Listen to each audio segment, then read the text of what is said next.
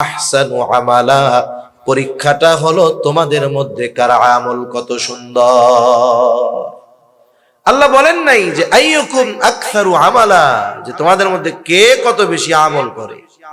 তার মানে আল্লাহ তাআলা সুন্দর আমল চান।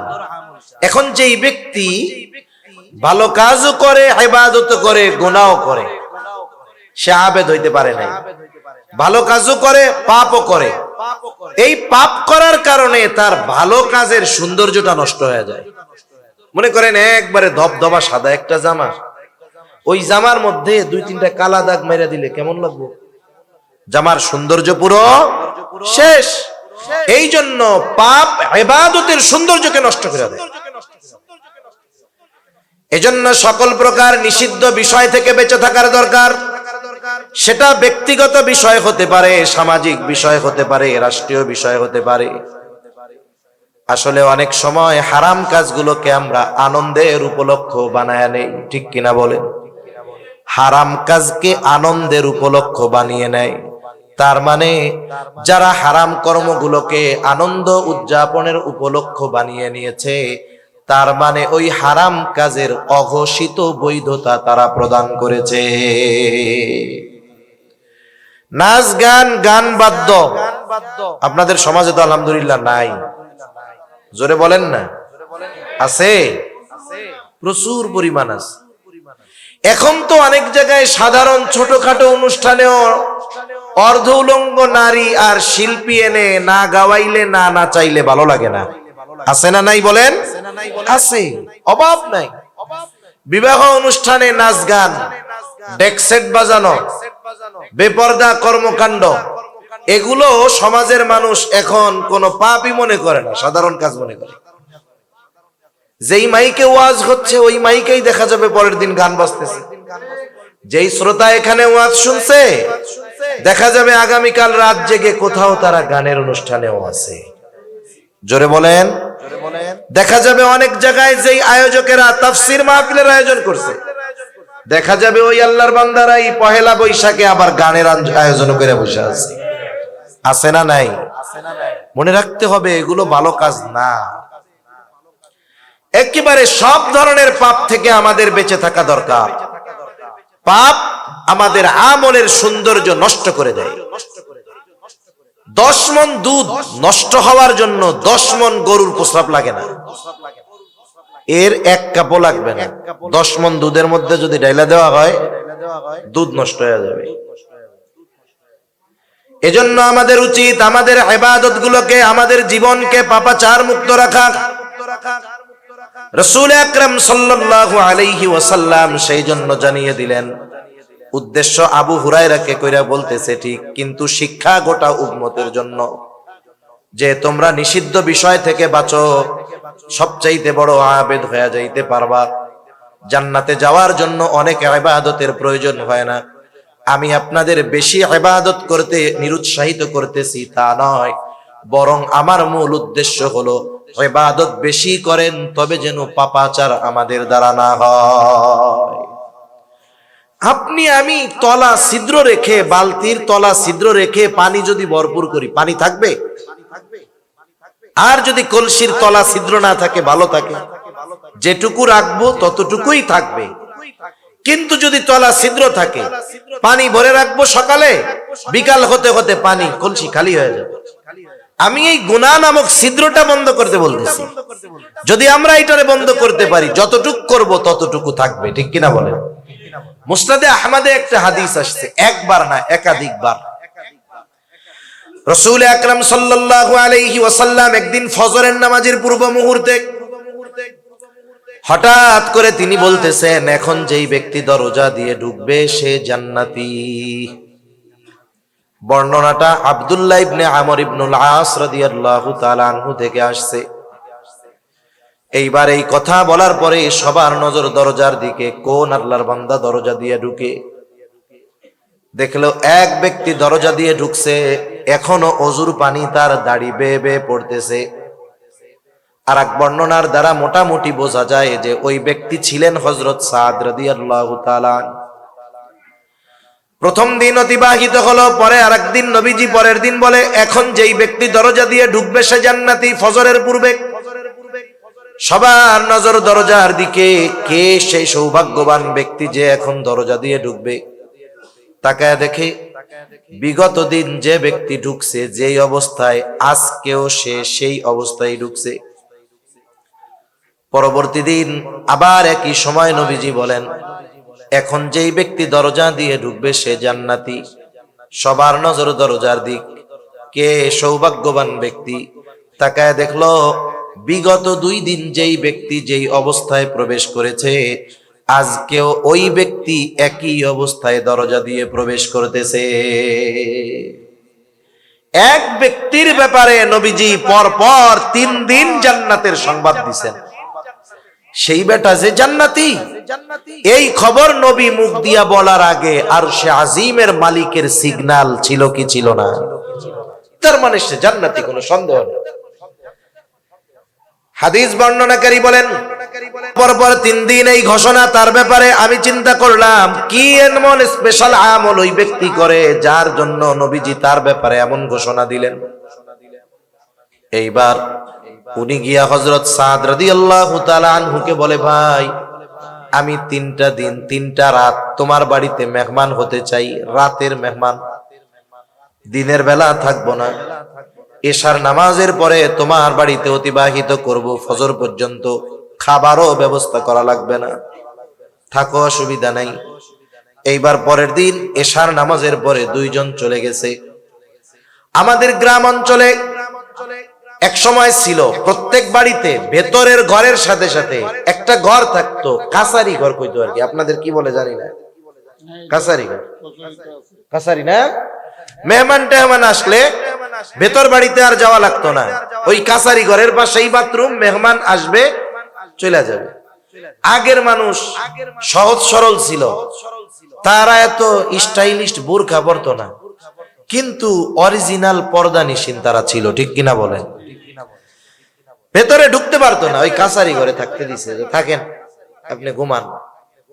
উনি কি ঘুমাইতে গেছে নাকি? উনি তো দেখতে গেছে রাতে কি ইবাদত করে। খেয়াল করলো হযরতে সাদ ঘরে ঢুকছেন, একটু পরে বাতি নিভায়া দিয়া ঘুমায় পড়ছে, ঘুমায় গেছে, শুয়ে পড়েছে, ঘুমায় গেছেন। আর উনি সারা রাত জেগে জেগে পাহারা দিচ্ছেন কখন উঠে আর কি আমল করে, অপেক্ষা করতেছে। রাত অতিবাহিত হয়ে ফজরের আজানের আওয়াজ কানে চলে আসলো, কোনো খবর নাই। আজানের পরে দেখে আল্লাহর বান্দা ঘুম থেকে উঠছে চোখ ডলতে ডলতে। এইবার জরুরত সেরে ওযু করে সব হাজত সেরে মসজিদের দিকে রওনা হয়ে গেছে। চিন্তা করে সারা রাত তো ঘুমাইলো, কোনো ইবাদত দেখলাম না। পরের দিন আবার সারা রাত জাগনা, দেখে বাতি নিভাইয়া ঘুমায় গেছে, আর কোনো খবর নাই। উঠছে গিয়া একবারে ফজরের ওয়াক্তের পরে, ফজরের আজান দেওয়ার পরে। দ্বিতীয় দিনে কি অবস্থা, চিন্তা করে কি ব্যাপার। স্পেশাল আমল গুলা তো যারা আহলুল্লাহ বুজুর্গানে দিন রাতের আধারে নীরবে নিভৃতে তারা তাদের গোপন আমল গুলা করে। কইরে 2 দিন হয়ে গেল দেখি শুধু ঘুমায়। চিন্তা করে কোন ব্যক্তি যদি ধারাবাহিক আমল করে, ইচ্ছাকৃতভাবে পর পর 3 দিন সে আমল বাদ দিতে পারে না। সম্ভবত জাকারিয়া রহমাতুল্লাহি আলাইহির ব্যাপারে পড়ছিলাম বেশ আগে, সম্ভবত যতদূর আমার মনে পড়তেছে, এটা আবৃত্তির মধ্যে। উনি দৈনিক কিছু সময় লিখতেন, নাম ভুল হইতে পারে, কিন্তু মূল উদ্দেশ্য যেটা সেটা বলতেছি। দৈনিক একটা নির্দিষ্ট সময় উনি লিখতেন। ওনার লেখা কিতাব প্রায় 100-র কাছাকাছি। এত বড় একজন শাইখুল হাদিস, কত খেদমত করছে, এরপরে এতগুলা লেখছে। ওনারা যা লেখা গেছে তা আমাদের হায়াতে পড়া সম্ভব না। লিখছেন, উনি লিখতেছেন। সম্ভবত হুসাইন আহমদ মাদানী রহমাতুল্লাহি আলাইহি ওই টাইমটাতে ওনার বাসায় আসছে। এখন লেখার সময় অন্যান্য সবার ক্ষেত্রে উনি একরকম ছিলেন, আব্দুল কাদের রায়পুরী রহমাতুল্লাহি আলাইহি আর হুসাইন আহমদ মাদানী রহমাতুল্লাহি আলাইহির ব্যাপারে ওনার নিজাম আর একরকম ছিল। যত কাজ থাক, ব্যস্ততা থাক, এই 2 আল্লাহর বান্দা আসলে উনি ওনার সবকিছু বাদ দিয়ে ওনাদের খেদমতে যাইতেন। হুসাইন আহমদ মাদানী রহমতুল্লাহি আলাইহি বুঝতে পারছে ওনার মধ্যে কোনো অস্বস্তি কাজ করতেছে। জিজ্ঞাসা করছে কি অবস্থা, কি হয়েছে? তখন উনি বলছেন যে দৈনিক এই সময় আমি কিছু লেখি, এখন এই সময়টা পার হচ্ছে, আমার লেখা হইতেছে না, আমার মধ্যে অস্থিরতা কাজ করতেছে। উনি লেখার স্থানে গিয়ে বসে 2-1 কলম লিখে আসছেন, এই পর্যন্ত ওনার অস্থিরতা দূর হয় নাই। সুবহানাল্লাহ। তাহলে যেই ব্যক্তি ধারাবাহিক আমল করে পর পর 3 দিন তার আমল বাদ যাবে, এটা তো হইতে পারে না। তাইলে মনে হয় তৃতীয় রাত্রে আমার কাঙ্ক্ষিত যেই উদ্দেশ্য সেটা সফল হবে। তৃতীয় দিন আবার এশার নামাজের পরে তিনি দেখলেন ঘুমায় গেছে, আর তিনি সারা রাত অপেক্ষা করতেছেন, এই বুঝি উঠে, এই বুঝি আমলটা দেখি। সারা রাত পার হয়ে গেল, ফজরের আজানের পরে ঘুম থেকে উঠলেন। 3 দিন দেখলেন এশার নামাজের পরে ঘুমায়, ফজরের আজান দিলে ঘুম থেকে উঠে, স্পেশাল কোনো আমল পাইলাম না। এইবার আর উৎসুক মনকে তিনি থামায় রাখতে পারলেন না, যে বলতেছে ভাই তোমার বাড়িতে 3টা রাত অবস্থান করার কারণ এমনটা নয় যে আমার বাড়িতে বিছানা টিছানা কিচ্ছু নাই, বরং তোমার বাড়িতে 3 রাত অবস্থান করার কারণ এর আগে পরপর 3 দিন ফজরের নামাজের পূর্বে নবীজি হঠাৎ ঘোষণা করেছেন যেই ব্যক্তি এখন দরজা দিয়ে ঢুকবে সে জান্নাতি। আমরা সবাই নজর দিয়ে তাকায় আছি কোন ব্যক্তি ঢুকে। নবীজির এই ঘোষণার পর পরপর 3 দিন যেই ব্যক্তি দরজা দিয়ে প্রবেশ করেছে তুমি হলা সেই ব্যক্তি। নবী তোমার ব্যাপারে বলেছে তুমি জান্নাতি, কোনো সন্দেহ নাই। দেখতে আইছিলাম কি আমল করো রাত জায়গা, তা কিছুই তো দেখলাম না। এইবার হযরত সাদ রাদিয়াল্লাহু তাআলা আনহু বলেন নবীজি যদি আমার ব্যাপারে এমন ঘোষণা দিয়ে থাকেন তো আলহামদুলিল্লাহ, তবে তুমি যেই আশায় রাত্র যাপন করেছো এমন কোনো কিছু আমার নাই। তবে একটা জিনিস, আমি তো অন্যান্য যেগুলো করণীয় সেগুলো অবশ্যই করি, বর্জনীয় বিষয়গুলো থেকে বেঁচে থাকি। অতিরিক্ত একটা কাজ আমি রাতে বিছানায় যাওয়ার আগে করি, তা হলো আমাকে যারা কষ্ট দিয়েছে আমি সকল আল্লাহর বান্দাকে রাতের বেলা ক্ষমা করে এরপরে বিছানায় যাই। এখন বলেন আমাদের দেশে যদি কেউ তাহাজ্জুদ না পড়ে তারে আমরা আল্লাহর ওলি বলতে রাজি নাই। আমি তাহাজ্জুদ পড়ার ব্যাপারে নিরুৎসাহিত করতেছি না, মূল উদ্দেশ্য কি? গুনাহ থেকে বাঁচা। তাহাজ্জুদ না পড়লে আমরা তারে আবেদ বলতে রাজি নাই। কারামত না দেখলে আল্লাহর ওলি বলতে রাজি নাই। ওই যে এক ঘটনা আছে না, এক খাদেম থাকছে এক আল্লাহর ওলির খেদমতে 1 যুগ পার হয়ে গেছে, এখন বাড়িতে যাইব। এখন যাওয়ার সময়ও ওর মনের মধ্যে এই বিশ্বাস আসে নাই যে এই ব্যক্তি আল্লাহর ওলি। কেন? সে প্রশ্ন করতেছে হুজুর আপনি কেমন আল্লাহর ওলি বুঝলাম না, 12 বছর থাকলাম একটা কারামতিও আপনি দেখাইতে পারলেন না, আপনি কেমন আল্লাহর ওলি? হ্যাঁ, এবার আল্লাহর বান্দা বলে বেটা বিগত 40 বছর আমার কোনো সুন্নাত ছুটে নাই, এর চাইতে বড় কারামত আর কি হইতে পারে? বিগত 40 বছর আমার দ্বারা গুনাহ সংগঠিত করার নাই আল্লাহ, এর চাইতে বড় কারামত আর কি হইতে পারে? তার মানে আমাদের ক্ষেত্রে কারামত বা আল্লাহর ওলির সংজ্ঞা, আমাদের ক্ষেত্রে আবেদের সংজ্ঞা, এগুলো আমাদের মন মতো। ইসলামী শরীয়তের পরিভাষায় প্রকৃত আবেদ আর আল্লাহর ওলি যারা তাদেরকে আমরা মানতে রাজি নাই। আল্লাহর ওলি কি হবে? ঘোড়ার পিঠে উঠতে হবে, সাপড়ে চাবুক বানাইতে হবে, নইলে এটা কি আল্লাহর ওলি হইতে পারে? যায় নামাজের উপর দিয়ে আকাশে উড়ে বেড়াইতে হবে, নইলে কি আল্লাহর ওলি হইতে পারে? এই চিন্তাধারা আমাদের বাদ দিতে হবে। তো এক কথা থেকে আর এক দিকে চলে যাচ্ছি। তাহলে মূল বিষয় হলো নবীজি বললেন নিষিদ্ধ বিষয় থেকে বাঁচো, তার মানে আল্লাহ যা নিষেধ করেছে সেটা থেকে বাঁচো, করণীয় বিষয়টা করলেই তুমি প্রকৃত আবেদ হয়ে যেতে পারবা। সুবহানাল্লাহ। যেহেতু হাদিসটা পাঠ করেছি নবীজির কথাগুলো বইলা দেই। 2 নাম্বার নবীজি বলেন ইত্তাকিল মাহারিমা তাকুন আ'বাদান নাস ওয়া আরদা বিমা কাসামাল্লাহু লাকা তাকুন আগনান নাস। আমরা সবাই ধনী হওয়ার প্রতিযোগিতার মধ্যে আছি।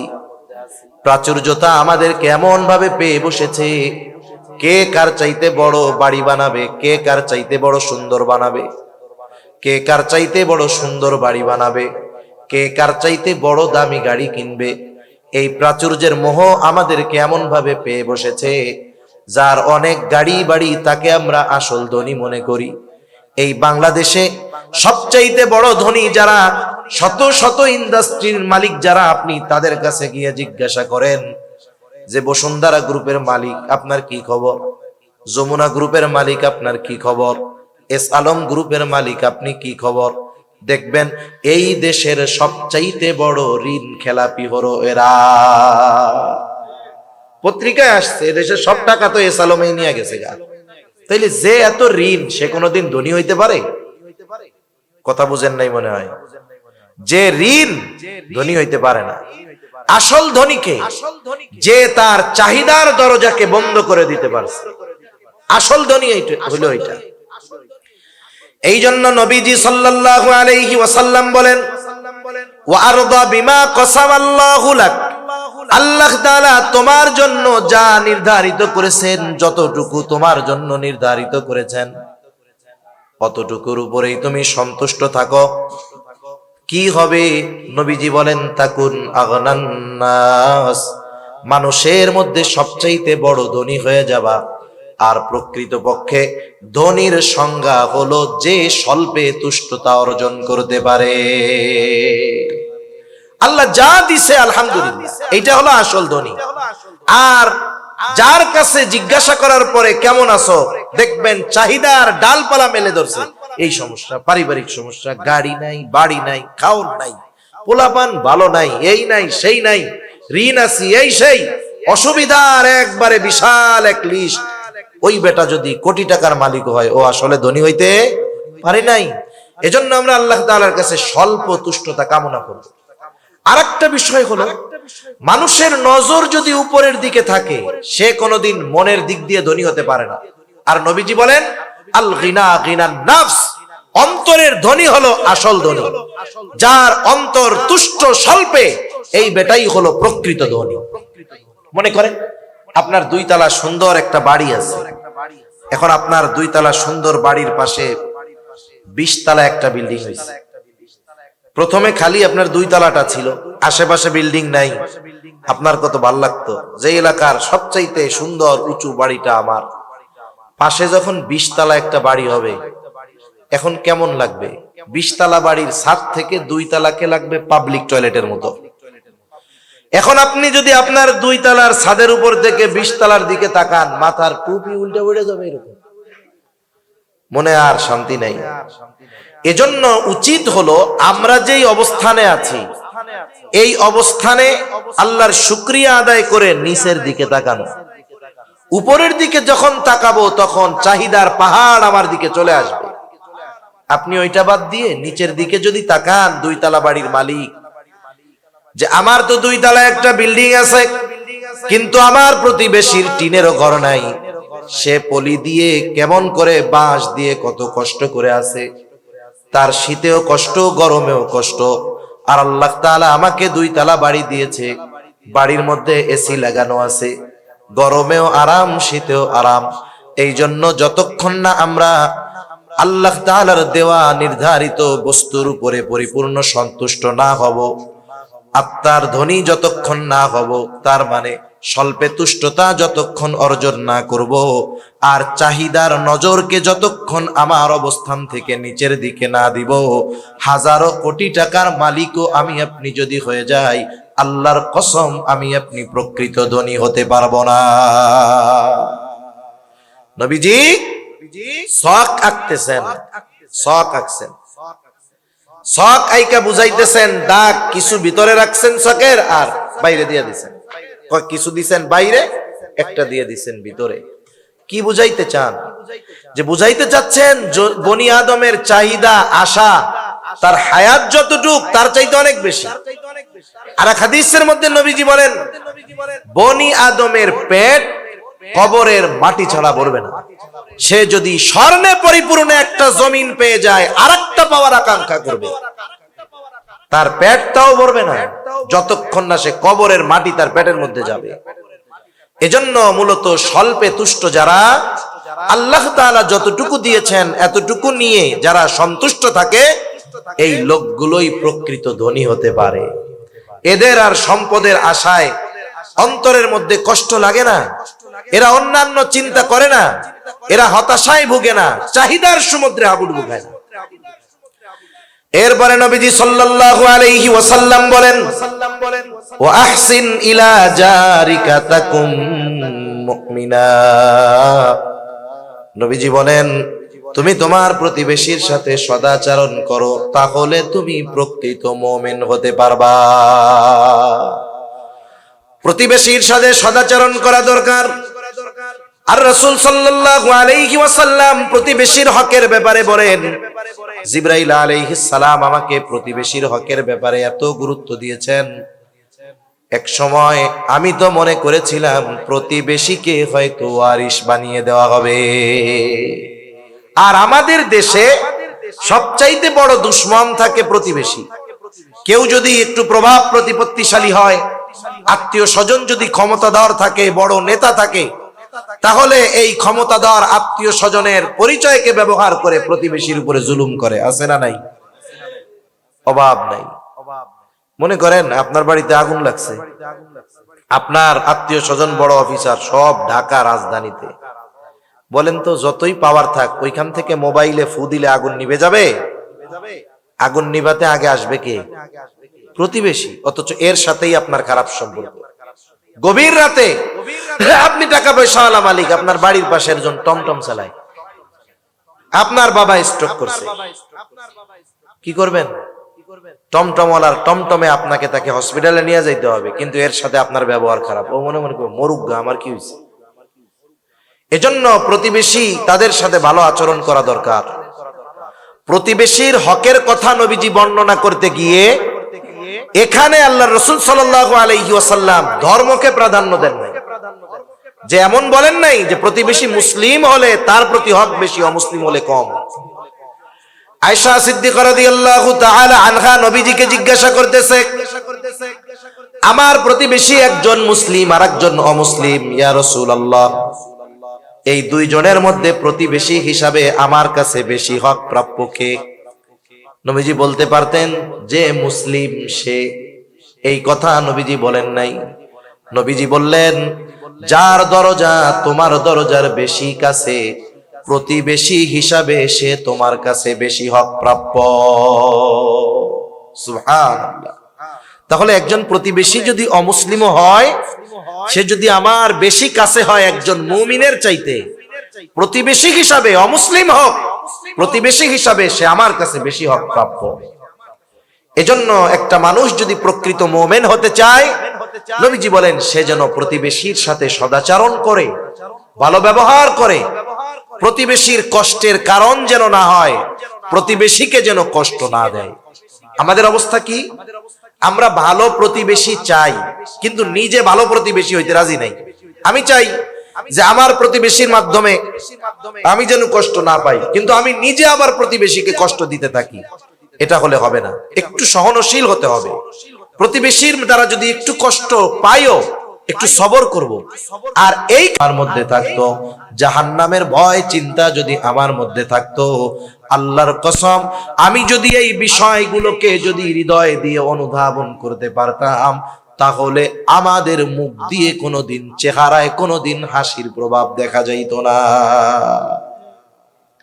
আর আমরা হেসে গেলে কাটায় দেই। অথচ জান্নাতের সুসংবাদ পাওয়ার পরেও ওই মানুষগুলো চেহারার মধ্যে সব সময় ভয় ভীতি কাজ করত। বিশেষ করে ওসমান রাদিয়াল্লাহু তাআলা আনহুর ব্যাপারে, উনি কবর দেখলেই কান্না করতেন। অথচ ওনার ব্যাপারে জান্নাতের সুসংবাদ যাদের ব্যাপারে দেওয়া হয়েছে তাদের মধ্যে উনি একজন, স্পেশাল 10 জনের মধ্যে উনি একজন। ওনার ব্যাপারে নবীজির ঘোষণা আছে যে ওসমান আল্লাহর কাছ থেকে জান্নাত কিনে নিছে। সুবহানাল্লাহ। যখন সাহাবায়ে কেরাম মক্কা থেকে মদিনায় গেছে হিজরত করে, সব কুয়ায় তো আর মিষ্টি পানি উঠে না, লবণাক্ত পানি পান করার অনুপযুক্ত একটা কুয়া আছে, মিষ্টি সুপেয় পানি। মালিক ইহুদি, মুসলমানদেরকে ভালো মতো পানি দেয় না, কষ্ট দেয়। অসুস্থ হয়ে গেছে মুসলমানেরা, পানি পান করতে পারতেছে না। নবীজির কাছে অভিযোগ দেওয়া হলো, ইয়া রাসূলুল্লাহ সাল্লাল্লাহু আলাইহি ওয়াসাল্লাম, আমরা তো পানি পান করতে পারতেছি না, অসুস্থ হয়ে গেছে অনেকে। নবীজি ঘোষণা করলেন, তোমাদের মধ্যে কে আছো ইহুদির কাছ থেকে এই কূপটা ক্রয় করে মুসলমানদের পানির সমস্যা দূর করে দিবা। সবাই তো ফজিলত হাসিল করতে চায়। এইবার ইহুদির কানেও এই খবর গেছে যে নবীজি এই ঘোষণা দিছে। ইহুদিও চিন্তা করছে, ভালোই ব্যবসার একটা লাইন। এই ঘোষণা যখন দিয়েছে, যে ইহুদির কাছে কূপ কেনার জন্য যায়, ইহুদি কূপের চাইতে বহুগুণ বেশি দাম হাঁকায় বসে থাকে, কেউ কিনতে পারতেছে না। যেমন নাকি করোনা যখন শুরু হয় নাই, করোনার আগে মাস্ক শব্দটা 2-4 জন মানুষ চিনত শতকরা। করোনার সময় যখন ওয়াজ, বারবার খালি হাত ধুবেন, সাবান দিয়া ধুবেন, স্যানিটাইজার দিয়া ধুবেন, একেবারে 5 মিটার দূরে দূরে দাঁড়াবেন, আর নাকের মধ্যে মাস্ক পরবেন। এই মাস্কের কথা যখন উঠছে, ফার্মেসির মধ্যে 3 বছর মাস্কের বক্স পড়ে আছে, ইঁদুরে কোনাও কাইটা দিছে, কেউ কেনে না।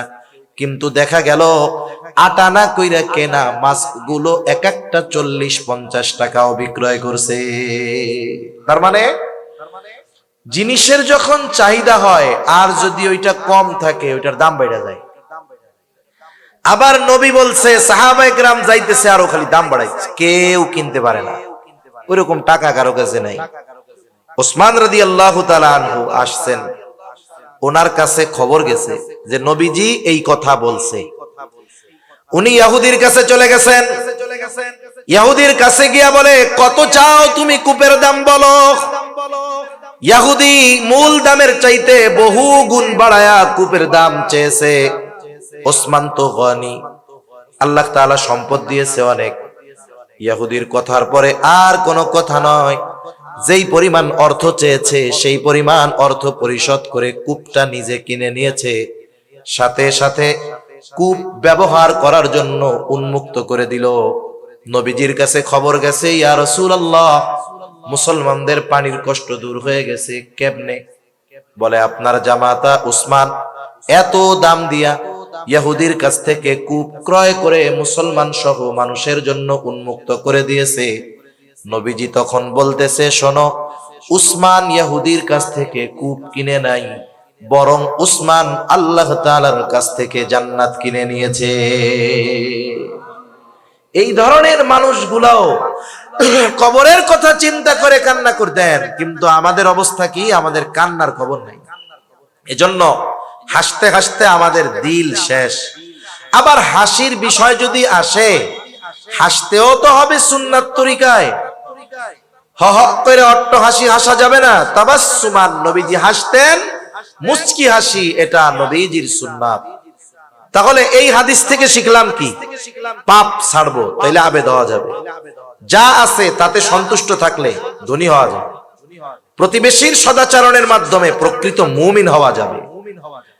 নিজের পছন্দ যদি অন্যের জন্য পছন্দ করি, তাহলে প্রকৃত মুসলমান হওয়া যাবে। আর যদি হাসি কমিয়ে কান্না বাড়াতে পারি, মৃত কলব জিন্দা হয়ে যাবে। এবার আসেন শেষ কথার দিকে যাই। আরেকটা হাদিস বলতেছিলাম, নবীজি বলেন, ইত্তাকিল্লাহা হাইসুমা কুনতা।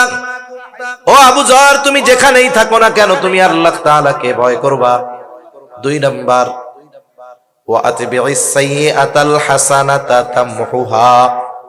তোমার দ্বারা যদি কখনো মন্দ কাজ হয়ে যায়, অন্যায় কাজ হয়ে যায়, ভালো কাজ করবা, কারণ ভালো কাজ মন্দ কাজকে মিটায়া দেয়।